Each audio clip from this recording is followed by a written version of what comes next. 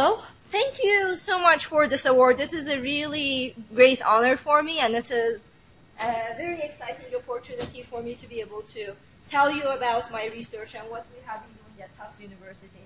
I'm in the Chemical and Biological Engineering department, and our research focuses on developing new membranes for clean energy and for improving the energy. Is this? There we go. Because, no, I don't think anybody can see me behind. And for improving the energy efficiency of chemical manufacturing. There are two grand challenges that drive our research. The first one is providing safe, clean water to everyone, and also protecting our water resources by improving wastewater treatment.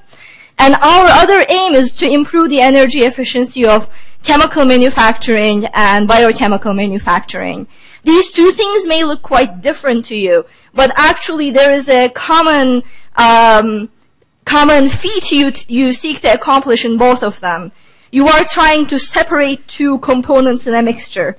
In water treatment, you are trying to remove contaminants from water, and in chemical processing, when you are done with generating your chemical, for example, you are trying to remove impurities and side products from, for example, the pharmaceutical that you are going to inject.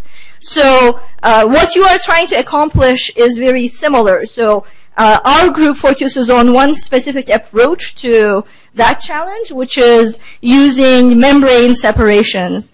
Membrane filters operate a lot like your coffee filter, especially the ones available today. So things that are small, like water molecules, pass through. Things that are large are retained.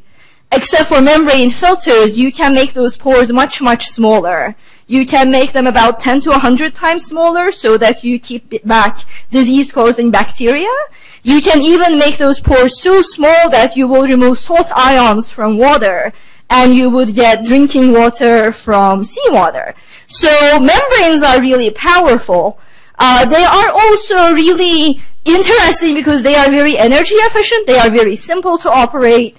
You can pack a whole bunch to the back of a truck and take them wherever to treat wastewater from fracking, for example.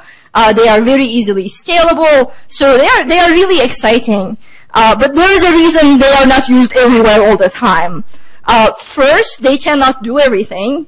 If the two things you are trying to separate are about the same size, such as two proteins or two organic molecules, then you're out of luck with membranes as they stand now. The other challenge is that membranes clog. So if you imagine wastewater with all the bacteria and all the other stuff in it, all those components go and stick to your filter.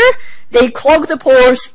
Water doesn't go through as much anymore, so you have to spend more and more and more energy to push it through. And that can kill your process economics and your energy efficiency. So those are challenges we seek to address in my group, at least right now. What we seek to do is to make membranes that can successfully do more things and new things. And our approach is actually, our approach goes through chemistry. What was very interesting to me is that if you look at what membrane filters today are made of, they have been made of the same materials for the last 30 years or so. Yes, they have been modified, optimized, but there are a handful of polymers that are used in pretty much all the materials on the market today. Compared with 30 years ago, we know a whole lot more chemistry, we know a whole lot more polymer science, material science. I think we can do better if we start from scratch.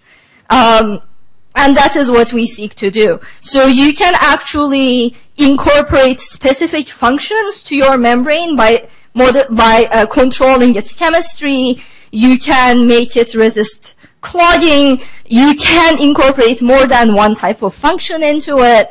You can even make materials that will self-assemble and create pores that are all the same size. So you can do a whole lot of new things. And that is what we seek to do. And I will give you only one example of what we have accomplished recently. We have multiple projects going on, and I have a poster for it, so if you want to hear more, you can find me there. But this is the project that is furthest along that comes from my research group. We designed a new membrane with a few things in mind. We wanted it to have very small pores, but still pass salt. So pores that are larger than salt ions, but small enough to retain dyes. And this is very hard to find in the market today. It is very important for textile wastewater treatment, which is a big challenge in Turkey, right? And it can also remove oil or particles, so it is great for wastewater treatment. And we made a material that can do that. But even more importantly, we made it so that it will be more permeable to water. So I will show you one bit of data. On this axis, you see the flow rate through the filter. This is a commercial filter. You can see when you pass water through. This is our membrane. The flow rate is 3 times as much. So you can spend much less energy filtering water through it. And then when you put in oily water, which textile wastewater is quite oily, oil goes and clogs the pores of the commercial membrane. You see the flux is now 1/10 what it was before. So this is really not passing, there's not much passing through that filter. Our membrane retains its initial performance basically 100% throughout. So we are really, really excited about this, and we are trying to take it to new places. That's all I'm gonna show you. I just want to thank my awesome team of great students at Tufts, my collaborators and funding through the NSF, Massachusetts Clean Energy Council, and Tufts, and to TASSA and the Turkish government for bringing me here. So thank you.